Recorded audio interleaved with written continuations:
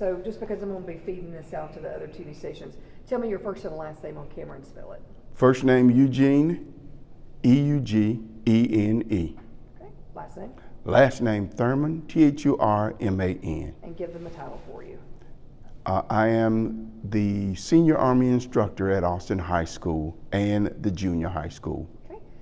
You're leaving to go out of state tomorrow. Tell me where you're headed. We are heading on tomorrow to Washington, D.C. as a part of the JROTC Academic Leadership Bowl. First of all, how did you get selected for this? Well, the selection comes from a competition. We compete with approximately 3,165 units across the nation. And as a result of that competition, we came in one of 32 teams throughout the nation that made the cut. So what do you have to do to be a part of this? Oh, that's a wonderful question. Because what you have to do is you have to be a part of the leadership team, and we have a total of 4 students that's included in the leadership team. You have to compete with subjects such as ACT, SAT, math, science, English, and history subjects at the college level, the college and the high school level. So clearly this shows academics matter. Absolutely, absolutely. It shows that academic matters, and it also shows the academic stance of the students here at Austin High School. So tell me, you leave tomorrow for DC. When you get to DC, what is part of the program that you'll be attending? Our first day after we get there, we will just go through getting acclimated to the area. Part of that is a tour of Washington, D.C., followed by a rigorous Jeopardy type program where the students will be actively engaged in things like civic topics associated with civics, topics associated with math, science, English, and history, as well as leadership. And the leadership is usually military style leadership. So it kind of sounds like a Scholars Bowl. In fact, that's exactly what it is. It is a Scholars Bowl, but it's called JLAB, which stands for JROTC Leadership and Academics Bowl. Talk about the leadership that you strive to instill and teach in your students that perhaps help them get this far. Some of the things that we do, first of all, is we get them to engage in their regular classrooms, math, science, English, and history, because we teach those things, but it is better taught by the teachers that have those particular core subjects. Then we also look at students based on their individual talents. Some students just come to us with the ability to learn fast, with the ability to understand the importance of why they come to school. And those are 4 such students. And I was going to say something else, and now I can't remember. That's all right.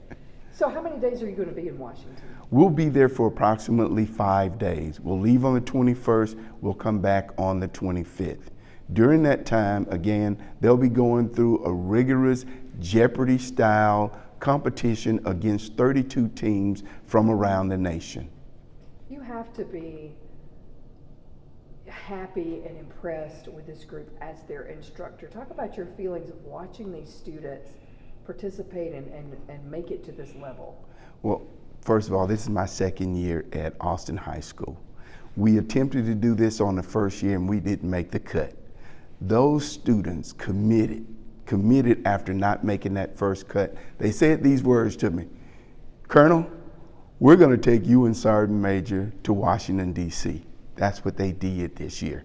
We get an opportunity to ride along, and just being able to go with them, that's pride within itself. More importantly, it shows the depth of these kids' willingness to give of themselves, to learn what's being taught here at the school, and then demonstrate that on a routine basis against, again, about 3,000 units throughout the nation. So pride doesn't really explain how I feel today, because it is those students, and let me say, These were the 8th grade students from last year that competed and didn't make the cut and made the commitment this year to actually not just make the cut, but end up in Washington, D.C.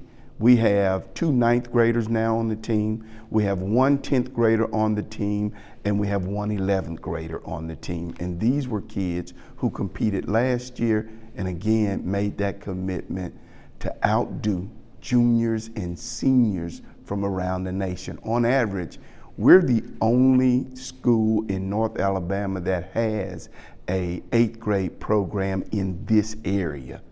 So it just says the caliber of our students and their ability to overcome the adversity of being outclassed class-wise.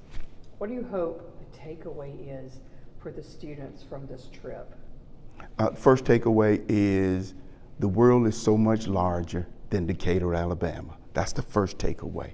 Second takeaway is going to be they will get a chance to go to the nation's capital and see and understand how states and our nation cooperate for their individual success. So those are the 2 things I'm hoping that they take away, along with a little good food and a great time.